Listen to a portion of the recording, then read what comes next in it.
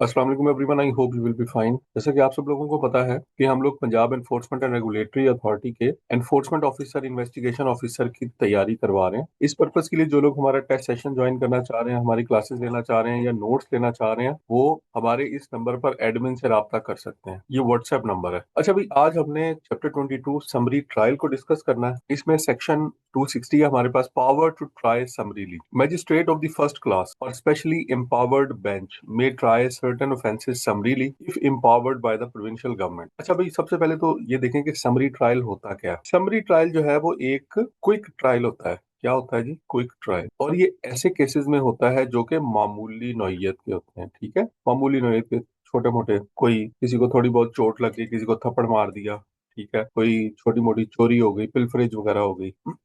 और ये ऐसे केसेस नहीं होते जिसमें कोई डेथ सेंटेंस दी जाती है या जिसके अंदर कोई अगवा का कोई मामला होता है या कोई और इस तरह का वेड एंड मेयर्स वगैरह से रिलेटेड जो छोटे छोटे केसेस होते हैं वो इसके अंदर आते हैं। तो इसमें जो फर्स्ट क्लास मैजिस्ट्रेट है या फिर कोई अगर गवर्नमेंट ने कोई स्पेशल बेंच बनाया हुआ है, वो जो है वो इन केसेस को ट्राई कर सकता है, यानी कि इन केसेस को समाप्त कर सकता है, सुन सकता है।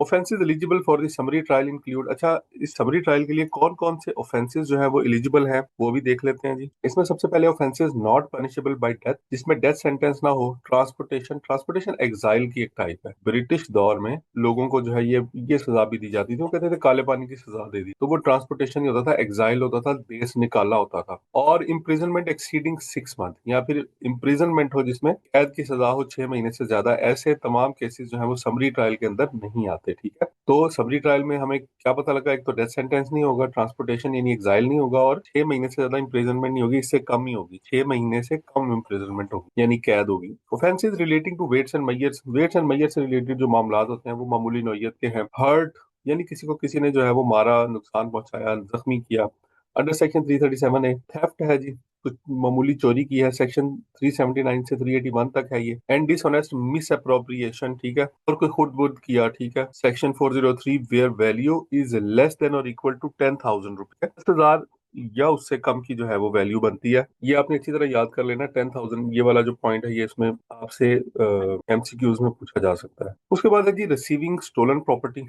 कोई चोरी की चीज जो है वो खरीद लिया है, असिस्टिंग इन कंसीलमेंट, और उसको छुपाया बाद में, ये इसमें भी अगर वैल्यू 10,000 या उससे कम है तो फिर इसको समरी ट्रायल में भेजा जाएगा। मिसचीफ, शरारत की किसी के साथ, या हाउस ट्रेसपास, या किसी के घर में जो है वो घुस गए, ऑफेंसेस जो है इस तरह के जो है वो सारे, क्योंकि सेक्शन 448 है, 451 से 457 है। Insult to provoke breach of peace, किसी की इंसल्ट की और उसमें ये खतरा है कि वो शख्स जो है वो आगे से लड़ाई करेगा, प्रोवोक होगा, सेक्शन 504 है। उसके बाद क्रिमिनल इंटिमिडेशन है। किसी क्रिमिनल इंटिमिडेशन का मतलब भी यही है, किसी को प्रोवोक करना। And abetment of these offences, abetment का मतलब होता है मुआवनत, किसी जुर्म में किसी की मदद करना, मुआवनत। उसके बाद है जी पर्सोनेशन एट इलेक्शन। पर्सोनेशन यानी किसी शख्स की तरह जो है अपने आप को शो करना, अब ये बताना कि मैं अफसर हूँ वहां पे जाके, एक्चुअल में वो बंदा ऑफिसर नहीं है। ठीक है, किसी भी जगह के ऊपर पर्सोनेट करना। एट इलेक्शंस का मतलब यह है कि इलेक्शंस हो रहे हैं और वहां पर जो है इलेक्शन को किसी किसी तरीके से जो है वो इन्फ्लुएंस करने के लिए, डोमिनेट करने के लिए जो है वो ये बताना कि जी मैं कोई सरकारी अफसर हूँ, या मैं कोई एमएनए एमपीए हूँ, या मैं कोई और चीज हूँ।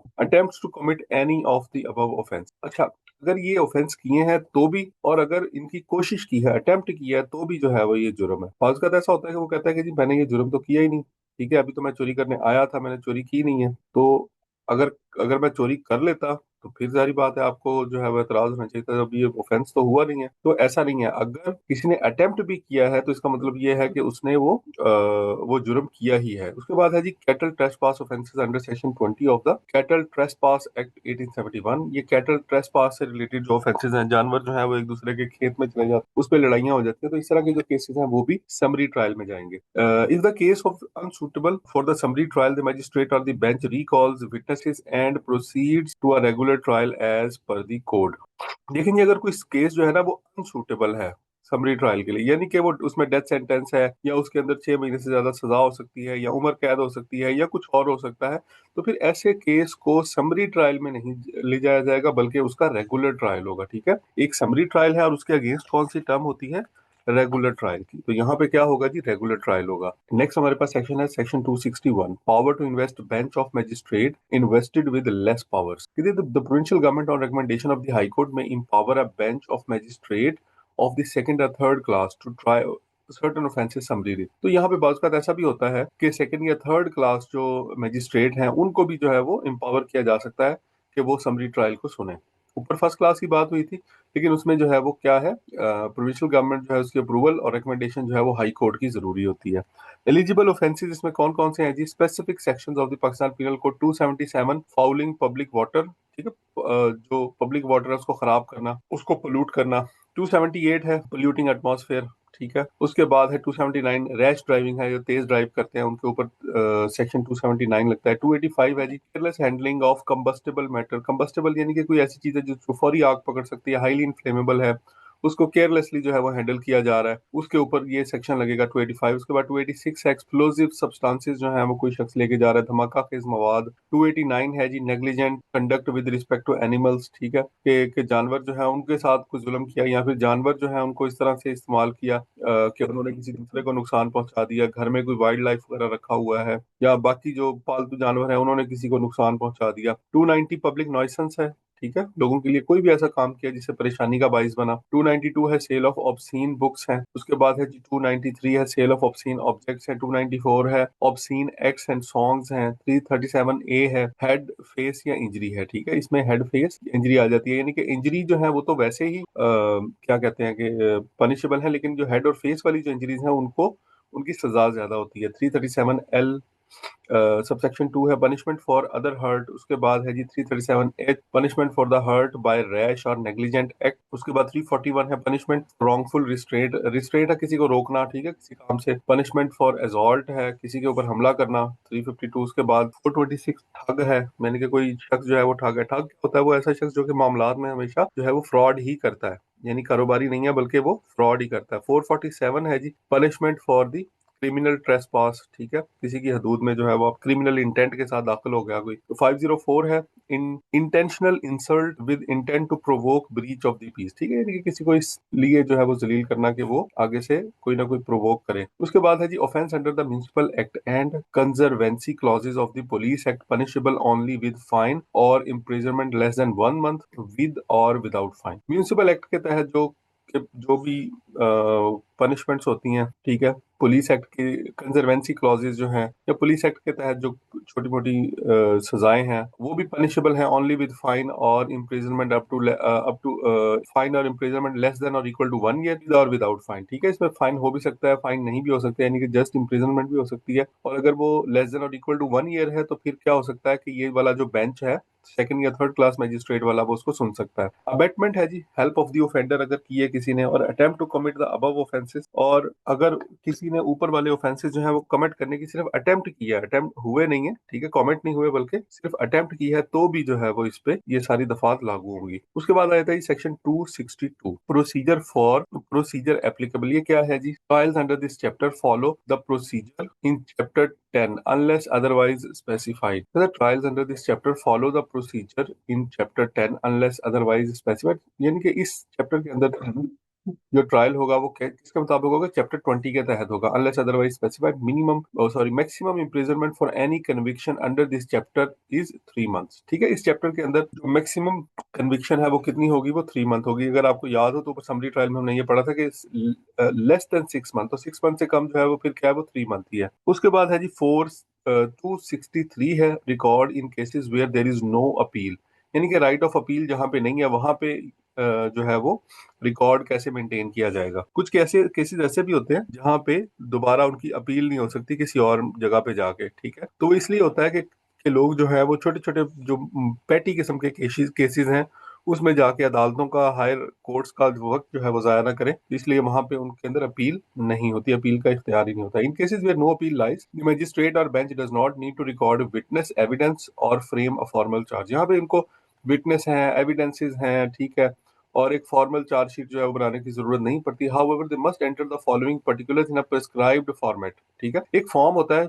वहां पे प्रिस्क्राइब्ड फॉर्म होता है जो कि प्रोविंशियल गवर्नमेंट की तरफ से उनको जो है जिसका फॉर्मेट दिया जाता है, उसमें वो इन्फॉर्मेशन अलबत्ता जरूर लिखते हैं, ठीक है। तो वो सारा रिकॉर्ड मेंटेन नहीं करते, लेकिन जारी बात है वो जो केस है उसकी जो रिक्वायर्ड नेसेसरी इन्फॉर्मेशन है वो पुट करना जरूरी है। सीरियल नंबर होता है हर केस को, एक लगता है date of the commission of the offence, ठीक है, कब हुआ, डेट को जो है वो जुर्म हुआ। उसके बाद है जी डेट ऑफ रिपोर्ट और कंप्लेंट, रिपोर्ट जो है वो किसको किया गया, कंप्लेंट जो है किस तारीख को की गई, नेम ऑफ द कंप्लेनेंट, जिसने एप्लीकेशन दिया वो कौन है, नाम क्या है उसका, name, parentage and residence of the accused, नाम, बल्दियत और पता उस शख्स का, किसका, एक्यूज्ड का, जिसपे मुल्जम, जिसपे इल्जाम लगाया जा रहा है, जिसको कहा जा रहा है कि जिसने मेरे घर आके चोरी कर लिया। उसके बाद है जी offence complaint of the offence complaint of and offence if any proved, offence जो क्लेम किया गया है और ऑफेंस जो प्रूव हुआ है। In certain cases value of the property involved, ठीक है, प्रॉपर्टी वैल्यू बाज़ का इन्वॉल्व होती है। उसमें कहा जाता है कि जी ये जो है ना ये ऑफेंस में कितनी प्रॉपर्टी इन्वॉल्व है, इसको कहते हैं जी हमारे घर से जो है वो इसने 10 तोले सोना चोरी कर लिया, तो वो यहाँ पे फिर आ जाएगा। उसके बाद plea of the accused and his examination. अच्छा जी, एक्यूज जो है उसने क्या कहा, उसने क्या प्ली ली, उसने ये कहा कि जी ठीक है मैं इकरार करता हूँ मैंने ये चोरी की है, या फिर उसने ये प्ली ली कि मैं इस सेहत जुर्म से इनकार कर, ठीक है जी ये जुर्म जो मेरे ऊपर चार्जशीट मेरे खिलाफ बनाई गई है मैं इससे इनकार करता हूँ कि मैंने इस तरह की चोरी चोरी कोई नहीं की, मेरे ऊपर महज इल्जाम है, ठीक है। तो ये दोनों चीजों की प्ली हो सकती है। उसके बाद फिर उसके मुताबिक होगा, अगर उसने इकरार जुर्म कर लिया है तो जाहिर बात है उसको सजा दे देगा जज, ठीक है। और ऑन दी अदर साइड अगर उसने कहा है कि मैं इसे इनकार करता हूँ, तो फिर वो कहेगा कि ठीक है, दोनों पार्टियां जो हैं, प्रोसिक्यूशन और डिफेंस जो है वो क्या करें, वो आए और अपने अपने जो है वो यहाँ पे दलाइल दें, आर्गुमेंट्स अपने पूरे करें। उसके बाद है जी finding of the magistrate and in case of conviction brief statement of reason, ठीक है जी। फाइंडिंग, मजिस्ट्रेट की फाइंडिंग क्या है, और अगर उसको सजा हो गई है बाद में, सारे केस के बाद, कन्विक्शन कहते हैं सजा, ठीक है। Brief statement of reason, reason statement of reason जो है बतानी जरूरी है कि भाई इसको क्यों सजा दी जा रही है। ऐसा तो नहीं है कि कानून के तकाजे पूरे नहीं किए गए या उसके साथ इंसाफ नहीं हुआ। सेंटेंस और अदर फाइनल ऑर्डर, सेंटेंस मतलब सजा, या फिर जो भी फाइनल ऑर्डर है, इक्विटल भी हो सकता है बात का। ट्विटल का मतलब है बाइज्जत बरी कर देना। Date on which proceeding terminated, और अगर किसी डेट को प्रोसीडिंग टर्मिनेट कर दी गई है, ठीक है, तो वो डेट भी उसके अंदर आ जाएगी। प्रोसीडिंग टर्मिनेट करने का मतलब है कि केस की जो प्रोसीडिंग है उसको रोक दिया गया, खत्म कर दिया गया, कि अब इस केस के अंदर मजीद कुछ भी नहीं है। रिकॉर्ड 264 है जी, record in appealable case where right of appeal exist. अब जहां पर अच्छा, ऊपर वाला ये था कि जहां पे अपील का राइट एग्जिस्ट नहीं करता, अब ये जो है ये अपीलेबल केसेस हैं, क्योंकि यहाँ पे अपील हो सकती है। इसका मतलब है रिकॉर्ड भी मेंटेन करेंगे, कल को किसी हायर कोर्ट में जाके जो है वो अपील कर सकता है। When case is tried summarily by the magistrate और bench and appeal lies, the magistrate और bench must record the substance of the evidence presented during the trial. जो भी जुर्म है उसकी नौयत है उसका सारा रिकॉर्ड मेंटेन करेंगे। They must also record all the particulars mentioned in section 263, ऊपर वाले जितनी भी चीजें वो सारी मेंटेन करेंगे, ठीक है। Such as the date of offence, name of the accused, plea, finding, sentence, सारा कुछ। Before passing any sentence the magistrate of the bench must record a formal judgment, ठीक है। वो उसका फैसला लिखेगा, महफूज करेगा। वो जो कहते हैं जी फैसला लिख के महफूज कर लिया, वो जारी बात है वो फैसला पहले कंप्लीट जजमेंट जो है वो उस पर लिखेगा। जारी बात है वो किसी अपर कोर्ट में जानी है, कल को अगर अपील होती है इन केस, जारी बात है एक जो एग्रीव्ड पार्टी है, जिस पार्टी के साथ, जिस पार्टी को सजा मिलेगी या जिस पार्टी जो ये समझेगी कि मेरे साथ इंसाफ नहीं हुआ, तो फिर वो ऑब्वियसली हायर कोर्ट में जाएगी और वहां पे जो है वो ये जजमेंट ही पेश की जाएगी। उसके बाद है section 265, language of record and judgment. Language कौन सी होनी चाहिए भाई, जो आपने रिकॉर्ड मेंटेन करना है या जजमेंट मेंटेन करनी, क्या वो कोई रीजनल लैंग्वेज होगी, क्या उर्दू होगी, क्या इंग्लिश होगी, या क्या होगा। Language of record and judgment, record under section 263 and judgment under section 264 are written by the presiding officer. 263 के तहत जो हमने रिकॉर्ड वहां पे देखे थे, और जजमेंट जो है 264 में जो हमने पढ़ी है, are written by the presiding officer, जो कोर्ट का होगा वो लिखेगा उनको, ठीक है, मेंटेन करेगा। They must be in English the language of the court, और if directed by the superior court the officer's mother tongue. एक अव्वलीन तो जो है वो ये इंग्लिश में होगा, लेकिन अगर हायर कोर्ट ने किसी ने कहा है, हाई कोर्ट ने या सुप्रीम कोर्ट ने, तो फिर वो जो है वो किसी की मादरी जुबान में भी हो सकती है, अफसर की, ठीक है, ऑफिसर की मादरी जुबान में, उर्दू में या किसी और जुबान के अंदर। आमतौर पे जो है वो इंग्लिश ही होती है। Use of clerk for preparation, अच्छा यहाँ पे यह है कि प्रोविंशियल गवर्नमेंट जो है इनको क्लर्क भी प्रोवाइड करती है, ताकि वो ये सारे का सारा रिकॉर्ड जो है वो मेंटेन कर सकें। The provincial government may authorise a bench of magistrate to have record judgments prepared by the court appointed officer, यानी कि ये क्लर्क होता है, ठीक है। उसके बाद है कि these prepared record judgments must be signed by each bench member present. अच्छा, बेंच के जितने भी लोग होंगे, तीन जजेस का बेंच है या 5 का है, तो वो सारे के सारे जो है उस पर साइन करेंगे। If no clerk is authorised, अगर क्लर्क जो है उनको नहीं मिला हुआ तो फिर कोई बेंच का कोई मेंबर जो है वो ही उसको क्या करेगा, रिकॉर्ड को मेंटेन करेगा, ठीक है। लेकिन रिकॉर्ड लाजमी मेंटेन होगा, ये नहीं है कि अगर उनको क्लर्क नहीं मिला हुआ तो वो रिकॉर्ड ही मेंटेन ना करे। उसके बाद है जी डिसेंटिंग ओपिनियन है। बात का ऐसा भी होता है कि इख्तलाफी नोट इसको कहते हैं, कि कोई एक बेंच का जो मेंबर है या कोई एक जज है वो कहता है मैं इस फैसले से जो है ना वो एग्री नहीं हूँ, ठीक है, तो फिर अपना डाइसेंटिंग ओपिनियन भी लिख सकता है।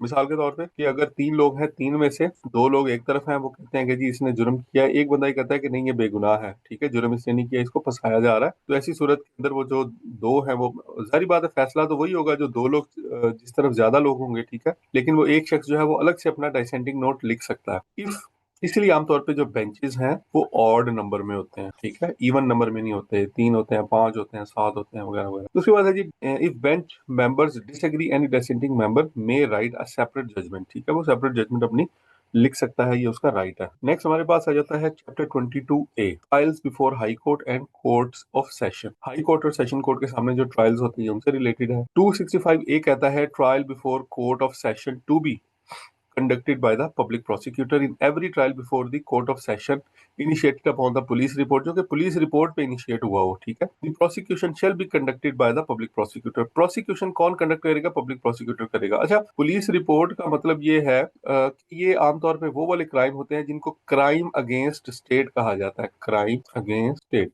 मिसाल के तौर पे एक शख्स ने दूसरे शख्स को कत्ल कर दिया, ठीक है, तो ये क्राइम अगेंस्ट स्टेट है। इसी तरह से किसी एक शख्स ने जो है वो दूसरे शख्स को जो है अगवा कर लिया, दूसरे शख्स को जो है वो मारा ऊपर, ठीक है, तो ये क्राइम अगेंस्ट स्टेट है।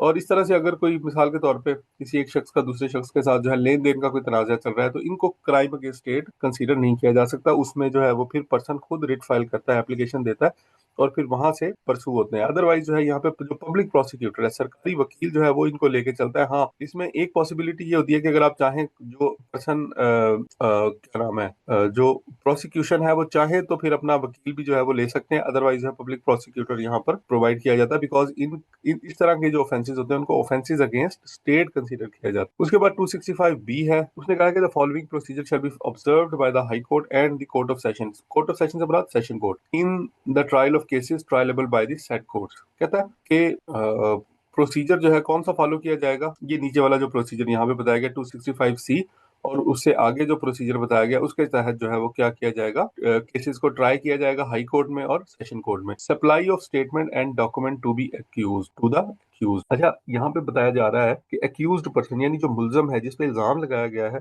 उसको स्टेटमेंट और डॉक्यूमेंट्स वगैरह जो है वो प्रोवाइड किए जाएंगे। यानी एक तो FIR उसको दी जाएगी, उसके बाद पुलिस ने रिपोर्ट जो उस पर सबमिट की है, जो लोग जो विटनेसेस ने स्टेटमेंट दी है, जो एविडेंसेस की डिटेल है, वो सारी उसको दी जाएंगी, ताकि उसको पता लगे कि मेरे खिलाफ जो है वो क्या क्या चीजें इन्होंने बनाई हुई हैं, और वो उसको जो है वो डिफेंड कर सके। 265C है supply of the statement and document to the accused, case initiated by on a police report. ये पुलिस रिपोर्ट के ऊपर जो है केस अगर इनिशिएट हुआ है, यानी कि कोई शख्स जो है वो कत्ल हो गया ओपनली, या किसी ने कोई कोई बम धमाका हो गया, तो जारी बात है पुलिस ही जो है वो रिपोर्ट इनिशिएट करेगी। तो ऐसी सिचुएशन के अंदर जो है वो क्या होगा, accused must be supplied free of cost at least 7 days before trial with, क्या क्या दिया जाएगा उसको, 7 दिन पहले ट्रायल से FIR की कॉपी दी जाएगी, पुलिस की जो रिपोर्ट है उस पर जो पुलिस ने रिपोर्ट बना के सबमिट किया मजिस्ट्रेट को वो दी जाएगी, statement of all witnesses recorded under section 161 और 164। एक सेक्शन 161 और 164 के तहत जो भी स्टेटमेंट रिकॉर्ड किए गए विटनेसेस है, यानी गवाह जो है उनके बयान जो लिए गए हैं वो भी यहाँ पर, या उनकी जो स्टेटमेंट उनसे लिखवाई गई है वो भी।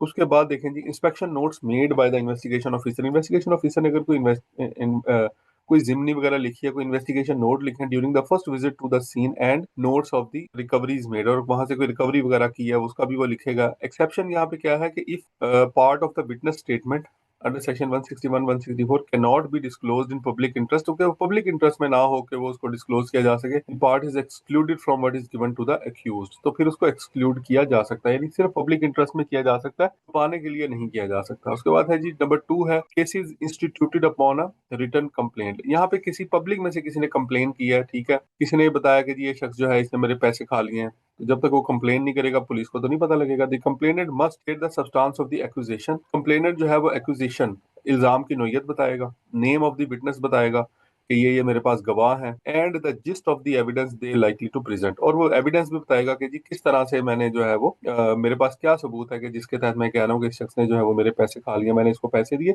और इसने मुझे जो है वो उसके बदले में गाड़ी नहीं दी या जमीन नहीं दी। उसके बाद within 3 days of the court's order under section 204 file copies of the complaint and any supporting documents in the court for supply of the accuse. Court के ऑर्डर के 3 दिन के अंदर अंदर सेक्शन 204 के तहत जो ऑर्डर दिया गया है, file copies of the complainant and any supporting document, जो भी कंप्लेनेंट की जो तरफ से जो उसने कंप्लेन फाइल किया या सपोर्टिंग डॉक्यूमेंट दिए हैं वो उसको एक्यूज्ड को दिए जाएंगे। ठीक है, एक्यूज कौन, जो मुलजम है, जिसपे इल्जाम लगाया गया है, ताकि वो उसको पता चले कि मेरे ऊपर क्या इल्जाम है। The accused must be supplied free of cost. क्या क्या चीजें फ्री ऑफ कॉस्ट दी जाएंगी, उसको कंप्लेंट दी जाएगी, सपोर्टिंग डॉक्यूमेंट्स दिए जाएंगे और स्टेटमेंट जो ली गई है। सेक्शन स्टेटमेंट से मुराद क्या होता है, ये जो विटनेसेस होते हैं, जो गवाहान होते हैं, उनकी तरफ से जो बयानात लिए जाते हैं वो रिटर्न में भी लिए जाते हैं और वहां पे उनकी क्रॉस एग्जामिनेशन के लिए जो है वो उनसे ओरली भी पूछा जाता है। वो फिर दूसरा जो मुखालिफ वकील होता है वो पूछता है कि जी बताएं आपने वहां पे क्या देखा। उसके बाद है 265D, when charge is to be framed. जब चार्ज फ्रेम करना हो, चार्ज फ्रेम करने का मतलब ये है कि इस पे चार्जशीट बनाई जानी है और examination to the case, the court first reviews the police report को पहले देखा जाएगा या कंप्लेन को देखा जाएगा। If case started with one, यानी अगर पुलिस रिपोर्ट से वो स्टार्ट हुआ है केस तो पुलिस रिपोर्ट देखी जाएगी, अगर किसी ने कंप्लेन किया तो कंप्लेन को देखा जाएगा। It also looks at the supporting documents and witnesses. Supporting documents देखे जाएंगे और विटनेसेस, गवाहों के जो स्टेटमेंट्स हैं वो देखी जाएंगी। Decision to proceed, if the court thinks there is enough ground to try the accused, और अगर कोर्ट जो है वो ये समझती है कि इनफ ग्राउंड्स हैं कि वो इस केस को जो है वो चला सकती है, it decide to move forward with trial, तो फिर वो क्या करेगी, वो फिर इसका ट्रायल शुरू कर देंगे। वो कहेंगे ठीक है, दोनों तरफ से वकीलों को बुला लें और उनसे जो है वो उनके दलाइल जो है उनके मुकम्मल करें। Framing the charge, the court then frames the written charge against the accused. वो चार्ज शीट एक बनाई जाती है कि जी आपके खिलाफ और जब ये केस की कार्रवाई शुरू होती है तो सबसे पहले क्या किया जाता है कि चार्जशीट पढ़ के सुनाई जाती है, बताया जाता है कि आपने क्या क्या जुर्म किए हैं, कि आप जी किसी के घर में दाखिल हुए तो इसके ऊपर ये जो है वो इस पे लगती है दफा लगती है। उसके बाद आपने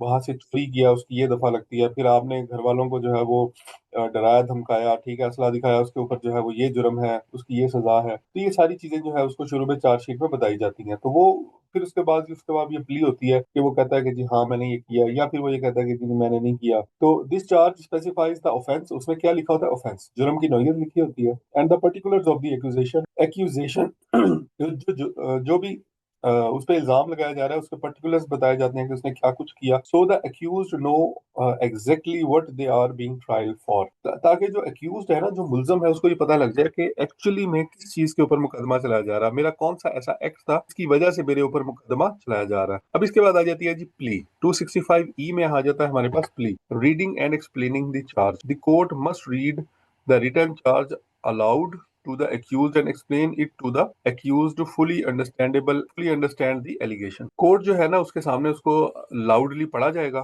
कोई शख्स, कोर्ट का जो एम्प्लॉय है वो क्या करेगा, उसको अलाउड यानी कि ऊंची आवाज में पढ़ेगा, and explain so that the accused fully understand the allegation, ताकि उसको पता लग जाएगा क्या क्या इल्जाम मेरे ऊपर लगाए गए हैं। अपॉर्चुनिटी टू रिस्पॉन्ड उसको दिया जाएगा। The accused is asked weather ही, तो उससे पूछा जाएगा उसके बाद कि आपने क्या ये जुर्म किया है या नहीं किया। ठीक है, तो उसके बाद वो प्ली लेगा, प्लीड गिल्टी। वो कहेगा या तो उसके बाद फिर दो ऑप्शन होते हैं, ये 1 है और ये 2 है। प्लीड गिल्टी का मतलब ये है कि वो कहेगा कि हाँ, इकरार जुर्म कर लेगा, जी बिल्कुल ठीक कह रहे हैं, ये मैं वहां पे वाकई गया हूँ, मुझसे गलती हुई है, तो अदालत से मैं रिक्वेस्ट करता हूँ कि जो भी है मेरे साथ मुझे कम से कम सजा दे के मुझे माफ किया जाए या फिर माफ कर दिया जाए। He has defence to offer, वो कहता है कि नहीं जी मैं वहां पे नहीं था, ठीक है, तो इन्होंने, वो कोई और शख्स आया, तो मैं तो गली में जा रहा था तो इन्होंने मुझे वहां से गिरफ्तार कर लिया, तो वो कोई और शख्स था जिनके घर में गया, मैं तो नमाज पढ़ के आ रहा था सुबह के टाइम। तो ऐसी सूरत में क्या होगा, he has any defence to offer, तो यहाँ पे वो कहेगा कि जी मैं अपनी सफाई में कुछ कहना चाहता हूँ, ठीक है, तो मैंने ये जुर्म नहीं किया, वो इकरार जुर्म नहीं करता। ये दो अलग अलग सिचुएशंस हैं। दो प्ली जो है वो दो तरह की हो सकती हैं। If the accused plead guilty, अगर अब ये है, अब फिर केस आगे चलेगा। अगर उसने गिल्टी अपने आप को यानी इकरार जुर्म कर लिया, फिर क्या होगा, तो फिर ये होगा कि court records the plea officially, उसकी जो प्ली है उसको ऑफिशियली रिकॉर्ड का हिस्सा बनाया जाएगा, यानी उसे रिटर्न में लिया जाएगा। द कोर्ट में at its direction convict the accused based on the plea without proceeding the further trial। फिर जारी बात है, जब उसने इकरार जुर्म कर लिया तो फिर कोर्ट जो है उसको कन्विक्ट कर देगी। कन्विक्ट से मुराद क्या है, उसको सजा दे देगी और केस जो है वो फिर फर्दर उस पर प्रोसीडिंग नहीं होगी। जारी बात है, अब उसने मान लिया, कोर्ट ने उसको सजा दे दी, अब वो अपनी सजा भुगतेगा और उसके बाद मामला खत्म हो जाएगा। अब ऑन दी अदर साइड अगर वो ये कहता है कि जी ये जुर्म मैंने नहीं किया, तो मैं अपनी सफाई के अंदर जो है अपना वकील पेश करना चाहता हूँ, तो फिर ऐसी सिचुएशन में क्या होगा, यहाँ पे फिर जो है वो दोनों की तरफ से जो वकील हैं वो दलाइल देंगे, अपने अपने जो यहाँ पे एविडेंस है वो पेश किए जाएंगे, दोनों तरफ से जो है वो विटनेसेस पेश किए जाएंगे और फिर एट द एंड इन सारी चीजों को देखते हुए कोर्ट फैसला करेगी। 265F क्या है, evidence for the prosecution. If the accused denies the charge, ठीक है, उसमें ऊपर ये था कि उसने प्लीड गिल्टी, उसने अपने आप को गिल्टी मान लिया। अब यहाँ पे अगर वो चार्ज को डिनाई करता है, the court does not convict on a guilty plea. अगर उसने चार्ज को डिनाई कर दिया ना, फिर उसको प्लीड गिल्टी वाली सजा नहीं मिल सकती, फिर पहले केस चलेगा, ठीक है, ट्रायल होगा। The prosecution presents the evidence. अब जो प्रोसिक्यूशन है, प्रोसिक्यूशन कहते हैं इस्तगासा को। प्रोसिक्यूशन जो है वो क्या देगी, सबूत देगी कि जी ये सबूत है जिसकी वजह से हम कह रहे हैं ये सीसीटीवी की फुटेज है, ये फलां शख्स है जिसने इसको जो है वो घर से निकलते हुए देखा। तो ये सारे सबूत जो है वो ये शो कर रहे हैं कि यही वो शख्स है जिसने हमारे घर में चोरी करने की कोशिश की या चोरी की। The court summons witnesses likely to know the facts but can refuse unnecessary और विगेशियस विटनेसेस, ठीक है। बहुत सारा ऐसा होता है कि फिर आमतौर पे जो कोर्ट है वो विटनेसेस को कॉल कर लेती है कि आप आए और आके अपने बयानात दें, और बाज़ बात अगर उसको लगे कि ये जो अननेसेसरी विटनेसेस जो हैं वो झूठे विटनेसेस डाले हुए हैं बीच में, तो वो उसको जो है वो इनकार भी कर सकती है और रीजन लिख दी जाती है। After prosecution the accused is likely if they wish to present evidence. उसके बाद सबसे पहले जो है वो जो इस्तगासा है उसको मौका दिया जाता है कि वो अपने जो है वो दलाइल पूरे करता है, ठीक है, अपने अपने सबूत पेश करता है, अपने गवाह पेश करता है। उसके बाद अक्यूज्ड होता है उसको बताया जाता है कि अगर आपके पास डिफेंस में यानी अपनी सफाई में कुछ है तो वो बताए। तो वो क्या करेगा, अपने वकील के जरिए जो भी करेगा पेश करेगा। द अक्यूज कैन विटनेस और रिक्वेस्ट डॉक्यूमेंट्स फॉर डिफेंस, ठीक है। तो अपनी सफाई के अंदर, डिफेंस मतलब सफाई अंदर जो है वो बताएगा कि जी ये मैं जो है वो तो नमाज पढ़ के आ रहा था, ये फलां फलां लोग हैं जो मेरे साथ नमाज में थे उस वक्त मस्जिद में, तो ये जिस टाइम ये बता रहे हैं कि जी मैंने इनके घर में चोरी करा था उस टाइम मैं तो मस्जिद में मौजूद था। Court can refuse only if it is for the harassment और डिले। तो कोर्ट जो है वो इसके जो विटनेसेस हैं उनको रिफ्यूज भी कर सकता है कि जब ये देखता है कि अगर ये खाली जो है वो टाइम टेकिंग की जा रही है, डिलेइंग टैक्टिक्स हैं, या वो जो दूसरी पार्टी है इस्तगासा है, प्रोसिक्यूशन है, उसको हरास करने के लिए सिर्फ ऐसा किया जा रहा है, उसको डराने के लिए सब किया जा रहा है। Ensures a fair hearing while preventing misuse of the court process. Fair hearing की जाएगी और फिर इसमें ये देखा जाएगा कि कोर्ट प्रोसेस को कोई मिस यूज तो नहीं कर रहा, ठीक है, उसका कोई फायदा तो नहीं उठा रहा, इसका ख्याल जो है वो रखा जाएगा। उसके बाद है जी ऑल रिफ्यूजल्स और discretionary decisions bye the court must be recorded in writing. जो भी रिफ्यूजल्स हैं या डिसीजंस हैं जो कि डिस्क्रिशन है अदालत की, उसको क्या किया जाएगा, उसकी रीजंस को रिटन फॉर्म में लिखा जाएगा कि हमने इसको जो है किस किस चीज की इजाजत दी है और क्यों दी है, और अगर नहीं दी तो क्यों नहीं। 265G की बात करें, summing up by prosecutor and defence. Prosecutor क्या होता है, प्रोसिक्यूटर से मुराद ये है, ये वकील इस्तगासा है जिनके हाथ चोरी हुई है ना,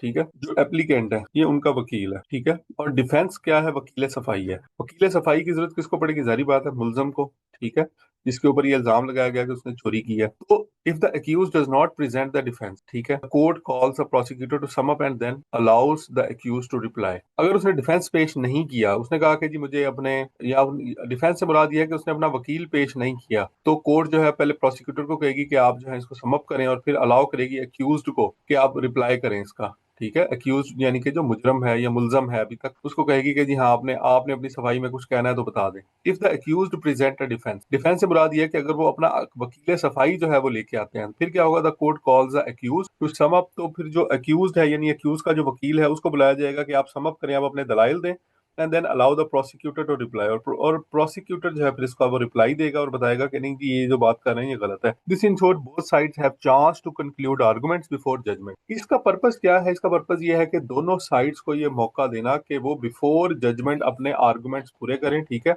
और कोर्ट को बताएं कि सच क्या है। तो कोर्ट यहाँ से जो है वो सच्चाई को जानने की कोशिश करती है। उसके बाद 265H है एक्विटल और कन्विक्शन। एक्विटल का मतलब है बरी होना, बरीयत, और कन्विक्शन का मतलब है सजा। देखें दो ही चीजें होती हैं, जब कोर्ट में कोई केस लगता है तो या तो उस शख्स को वो बरी हो जाता है या फिर उसको सजा मिल जाती है। If the accused is found not guilty, अगर वो बंदा जो है गिल्टी फाइंड नहीं हुआ, the court records an order of acquittal. तो कोर्ट क्या करेगी, जारी बात है वो गिल्टी नहीं है तो फिर उसको बरी कर देगी। On the other side if accused is found guilty, अगर वो गिल्टी है तो फिर ऐसी सूरत में क्या किया जाएगा, उसको पासिस अ सेंटेंस। सेंटेंस का मतलब ये उसको सजा दे दी जाएगी। कोर्ट जो है उसको जो भी सजा अप्रोप्रिएट समझेगी, कानून के मुताबिक जो सजा बनती है वो उसको दे दी जाएगी। कोर्ट कभी भी अपनी मर्जी से सजा नहीं देती, सजाएं भी जो है वो लिखी होती हैं कि अगर इस तरह की नौयत है जुर्म की तो ये सजा दी जा सकती है। ये कोर्ट की होली सोली उसकी अपनी डिस्क्रिशन नहीं होती। 265 आई की बात करते हैं, procedure in case of previous conviction when the accused is charged under section 221(7) due to the previous conviction the court first record the conviction for the current offence. अच्छा जी, 221(7) के अंदर अगर उसको चार्ज किया गया है, ठीक है, ये ऐसे शख्स के लिए होता है जो कि आदि मुजरम होते हैं। प्रीवियस कन्विक्शन भी की, यानी चोर है, उसने पहले भी चोरी की थी, उसको सजा मिली, 2-4 महीने अंदर रहा, फिर निकल के आ गया, उसके बाद फिर उसने चोरी करनी शुरू कर दी, ठीक है। तो उन ऐसे लोगों के लिए जो जेल बर्ड्स होते हैं, आदि मुजरम होते हैं, उनके लिए जो दफात है वो डिफरेंट होती हैं। The court first record the conviction for the current offence. सबसे पहले करंट ऑफेंस को सुना जाएगा और इस्टेब्लिश किया जाएगा कि वाकई इसने चोरी की है या नहीं।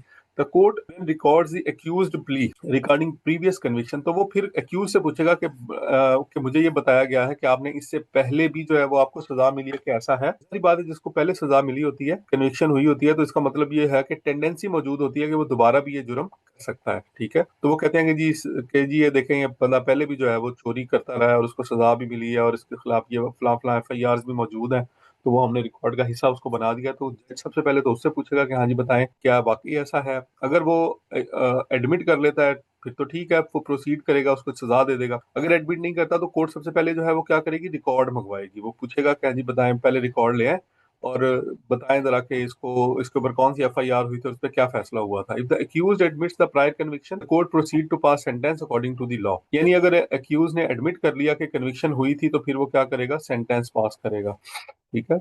और अगर if the accuse denies the prior conviction कि इससे पहले जो है मुझे सजा नहीं हुई, तो कोर्ट सबसे पहले क्या करेगी कि जी take evidence regarding the previous conviction. तो वो फिर कहेगा कि जी आप अपना पिछला जो पुराना रिकॉर्ड है वो ला के शो करें और उसमें बताएं कि जी कब इसको कन्विक्शन हुई है, ठीक है, और उसमें क्या फैसला हुआ था और उस पर क्या FIR थी, उसमें क्या चार्जेस लगाए गए थे। Statement under section 164 admissible. कहते हैं witnesses statement recorded under section 164 can be treated as evidence in court. कहते हैं स्टेटमेंट जो रिकॉर्ड की जाती है ना विटनेस की, उसको एज एविडेंस कोर्ट में पेश किया जा सकता है। कंडीशन क्या है, statement was made in presence of the, जो भी स्टेटमेंट दी जाए वो एक्यूज यानी मुलजम के सामने दी जाए। इसीलिए ऐसा होता है कि जब कटहरे के अंदर जो है जब बुलाया जाता है किसी भी गवाह को, तो वहां पर मुलजम भी मौजूद होता है उसके सामने आके, और उसका मुलजम भी मौजूद होता है, मुलजम का वकील भी मौजूद होता है, उसके सामने आके जो है वो विटनेस से, गवाह से स्टेटमेंट ली जाती है ताकि उसको पता लगे कि ये क्या बात कर रहा है। कहीं ऐसी बात तो नहीं है कि वो झूठ घड़ के कोई ले आया। The accused had notice of this statement. Accuse जो है उसको उस स्टेटमेंट का नोटिस भी मिलता है, ठीक है, उसकी कॉपी भी मिलती है। The accused was given an opportunity to cross examine the witness। accused जो है उसको भी मौका मिलता है, accused मतलब accused का जो वकील होता है उसको ये मौका मिलता है कि वो क्रॉस एग्जामिनेशन करे। क्रॉस एग्जामिनेशन मतलब अगर इस्तगासा की तरफ से कोई गवाह पेश किया गया है, ठीक है, जिन्होंने इल्जाम लगाया उनकी तरफ से, तो वकील सफाई जो है उस गवाह से सवालात कर सकता है, ठीक है। और इसी तरह से ऑन द अदर साइड अगर वकील सफाई की तरफ से या डिफेंस की तरफ से अगर कोई गवाह पेश किया जाता है तो उससे प्रोसिक्यूशन जो है वो भी उससे सवालात पूछ सकती है। तो ये इसको क्रॉस एग्जामिनेशन कहा जाता है। द कोर्ट में use if it is the witness is produced और एग्जामिन्ड। द कोर्ट में use it if the witness is produced और एग्जामिन्ड। अगर अगर किसी विटनेस को जो है वो पेश किया गया है और उसको एग्जामिन किया गया है तो कोर्ट जो है वो उसकी स्टेटमेंट को इस्तेमाल कर सकती है। इट इज द यूजर, इसलिए वो कहते हैं कि गवाहों के बयानात और दलाइल की रोशनी में और सबूतों की और दलाइल की रोशनी में ये अदालत इस फैसले पर पहुंचती है। तो ठीक है, तो ये इसलिए इसका मतलब ये है कि गवाहों के बयानात की एक वैल्यू होती है। उसके बाद है जी, its use is subject to the provisions of the evidence act 1872। तो जो एविडेंस आपने देना है वो एविडेंस एक्ट 1872 के अंदर उसकी सारी कंडीशंस मौजूद हैं। उसके तहत जो है वो विटनेस को उन सारी शराइत के ऊपर पूरा उतरना जरूरी है, ठीक है, अदरवाइज जो है उस विटनेस को कंसीडर नहीं किया जाएगा। इसके बाद आ जाता है हमारे पास 265 के, power to court to acquit accused at any stage. The court can acquit, acquit का मतलब है बरी कर देना, accused at any stage of the case, कभी भी इसको बरी कर सकता है। Both prosecutor and accused must be heard before acquittal. इस एक्विटल से पहले प्रोसिक्यूटर और अक्यूज दोनों को सुनना जो है वो जरूरी है, ठीक है, प्रोसिक्यूटर और डिफेंस दोनों को सुनना जरूरी है। Court must record reason writing for the acquittal reason जो है कोर्ट लाजमी लिखेगी, acquittal is allowed if there is no probability of conviction. अगर सजा होने की कोई प्रोबेबिलिटी नजर ना आ रही हो तो फिर वो क्या होता है, बरी कर दिया जाता है उसको। यानी अगर जुर्म साबित ना हो तो फिर ऐसी सूरत में क्या होता है कि बरियत ही होती है। 265L है हमारे पास नेक्स्ट, ये क्या कहता है कि power of advocate general to stay prosecution. कहता है एडवोकेट जनरल डिस्क्रिशन है, can inform the high court of the government will not prosecute the accuse. अच्छा, ये जो एडवोकेट जनरल होता है ना, ये गवर्नमेंट का वकील होता है, ये हाई कोर्ट के अंदर पेश होता है आमतौर पे, और ये कहता है कि जी गवर्नमेंट जो है ये चाह रही है कि अब जो है वो हम इस केस को मजीद प्रोसिक्यूट नहीं करना चाह रहे, ठीक है। All proceedings against the accused are stayed and the accused is discharge. तो ऐसी सूरत में क्या होता है कि जो भी प्रोसीडिंग है वो स्टे हो जाती है, ठीक है, रुक जाती हैं, और एक्यूज को डिस्चार्ज कर दिया जाता है। This discharge does not amount to acquittal unless the presiding जज ऑफिशियली डायरेक्ट। इस डिस्चार्ज ऑफ केस का हरगिज मतलब ये नहीं है कि उसको बाइज्जत बरी कर दिया गया, उसका उसकी बरीयत का फैसला जो है वो जज ही करेगा, ठीक है। लेकिन अगर जो है वो पता लग गया, मिसाल के तौर पे हुआ ये कि किसी शख्स को जो है वो इसलिए कि उसने कोई सरकारी चीज जो है वो चोरी की है, उसलिए जो है उसके ऊपर केस चलाया जा रहा था, लेकिन बाद में ये पता लगा कि असल चोर जो है वो तो पकड़ा गया बाहर से किसी और जगह से बेचते हुए, तो फिर वो ये कहेगा कि जी हमने इसके इनके खिलाफ केस जो है वो नहीं चलाना चाह रहे, हमें अपना असल मुजरम मुजरम जो है वो मिल गया।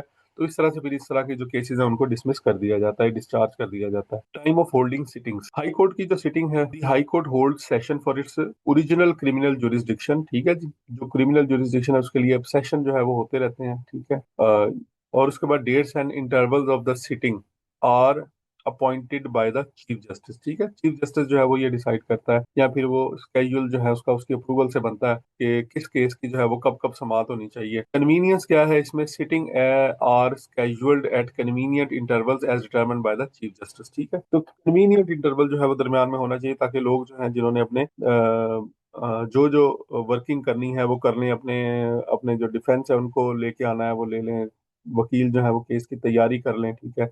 किसी ने दूसरे सिटी से आना है तो वो पहुंच जाए, तो ये सारी चीजों के लिए देखा जाता है। Place of sitting, holding sitting का मतलब क्या है कि हाई कोर्ट जो है वो कहाँ पे बैठेगी, कहाँ उसका ऑफिस होगा। प्राइमरी लोकेशन क्या है, high court hold sitting at its pre 1972 location और another place directed by the provincial government. 1972 से पहले वाली पोजीशन पे, ठीक है, जहाँ पे कोर्ट्स बनाई गई थी, हाई कोर्ट वगैरह बनाई गई थी वहां पे, या फिर जहाँ प्रोविंशियल गवर्नमेंट का है, ठीक है। जैसे अब हाई कोर्ट है तो हाई कोर्ट की जो है वो पंजाब में अगर लाहौर हाई कोर्ट है तो उसकी मुख्तलिफ जगहों पे उसके बेंचेस मौजूद हैं, तमाम तकरीबन डिविजनल हेडक्वार्टर्स में इसमें बेंचेस मौजूद हैं। बहावलपुर में भी है, मुल्तान में भी है, और बाकी बड़े जो डिविजनल हेडक्वार्टर्स हैं वहां की बात कर रहा हूँ मैं।